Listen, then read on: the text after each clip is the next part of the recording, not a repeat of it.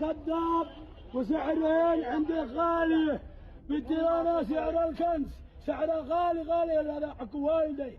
كنت احنا على صنعت انا رهاني 500,000 خسارة دي من دون الفندقات يا ابو حيدر. حق والدي حق والدي ما هذا منين جانا هذا؟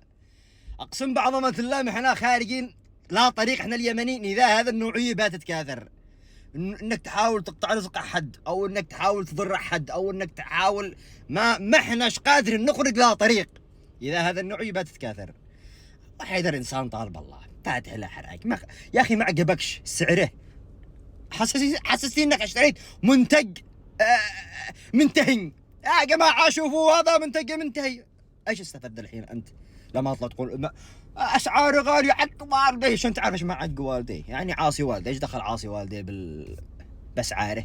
يبيع بكم اشتري، دخلت خرجت ما عجبك سير عند واحد غيره. ققيت مين العاصمه 1000 محل قدامك، مليون محل مشيت عليهن، اشتري ما عجبكش لا تصيرش عند ابو حيدر. وبعدها يا خطير استغليت يعني اللحظة عندما ما هلش ابو حيدر صح، كنت تواجه له وجه وتقول لي يا ابو حيدر اسعارك غالية، ويقول لك بزلك سيارة بلاش.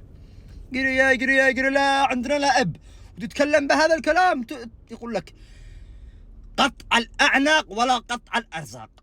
وبالاول والاخير والله ما حد يقطع رزقك ولا حد لو يفعلوا ايش ما فعلوا. بالله انه بتخرب نفسك بنفسك، انك تجي عند واحد تحاول تقطع رزقه او تحسده، ومن حسدك رزقك. لا حول ولا قوة الا بالله.